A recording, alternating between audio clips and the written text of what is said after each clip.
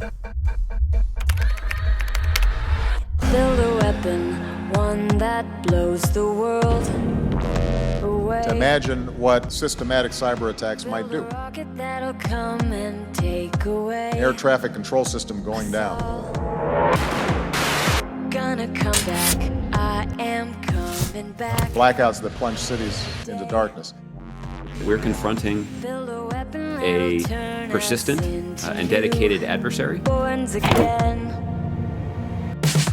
More than 100 financial institutions in 30 countries were affected by the cyber attack. The latest on that major hack attack against Sony.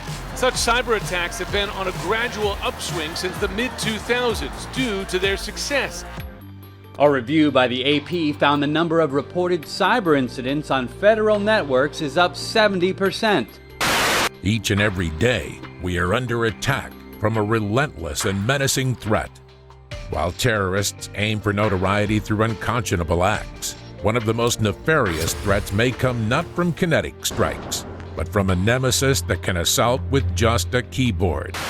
The OPM breach has confidential information about U.S. personnel and people who've applied for security clearances. Just yesterday, we saw the hack of a military Twitter account and YouTube channel.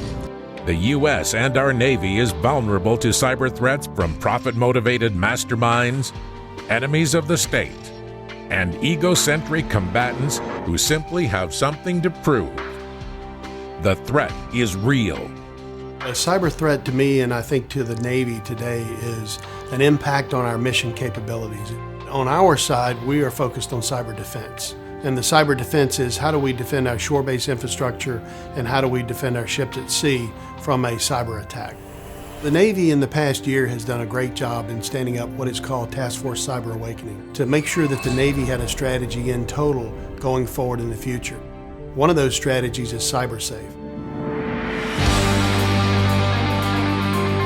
CyberSafe strives for the highest level of network and system security protocols, in much the same way that SubSafe has been implemented to make the U.S. Navy submarine force the most powerful and safest in the world.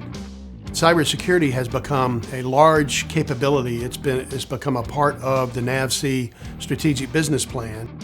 CO5 is looking at the control systems on the ship, and we've really broke those down and segmented those into combat systems, whole mechanical and electrical equipment, navigation equipment, and aviation equipment. So those four enclaves are areas that we want to segregate from each other and segregate from the information systems. The second part of the strategy is to control the operating system. We've got the operating system controlled and protected so that you can fight through that cyber attack.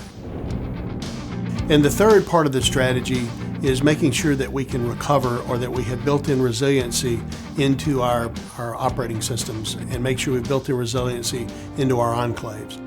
Each time we log on to our computers, our mobile devices, and global networks, we enter the fight with a devious and ambiguous adversary. Everything from social security numbers to Pentagon secrets is at risk. The threat is ever evolving. And it's going to require all of us thinking about cybersecurity in every aspect of every piece that we do with NAVSEA. From developing systems to installing systems to deploying ships out there, we've got to look at cybersecurity from a fleet perspective. And I think if we do that, we'll have a great capability out there for the Navy.